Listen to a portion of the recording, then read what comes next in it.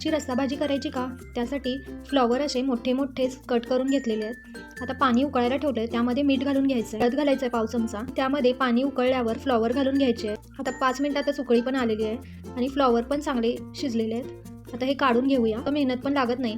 4 चमचे तेल घातलंय आणि उभे उभे मिरचीचे असे काप करून घेतलेले आहेत ते घालायचे आहेत आणि लगेच 2 कांदे चिरून घेतलेले आहेत ते घालायचं आहे आणि लसूण आणि अद्रकची पेस्ट घालून मिक्स करून घ्यायची आहे. गुलाबी रंगावर कांदा परतून घेतलेला आहे. आता त्यावर 1 टमाटा घालायचा आहे आणि मीठ घालायचं आहे. लवकरच झालेलं आहे सॉफ्ट. आता तिखट घालून घ्यायचं, 2 चमचे हळद घालायचं आहे, जिऱ्याचा कूट आणि धण्याचा कूट घालून घ्यायचा आहे आणि 1 चमचा घरी केलेला सांबर मसाला घालायचा आहे. ग्रेव्ही न करता पण आपली इथं मस्त ग्रेव्ही तयार झालेली आहे. आता पाणी काढून घेतलेलं आहे सगळं आणि फ्लॉवर सगळे घालून घेतलेले आहेत. आता गरम पाणी घालायचं आहे. यामुळे काय होतं, लगेचच भाजीला कलर पण येतो आणि उकळी पण येते. आपण तर फ्लॉवर शिजवूनच घेतलेले आहेत, त्यामुळे जास्त वेळ पण लागत नाही.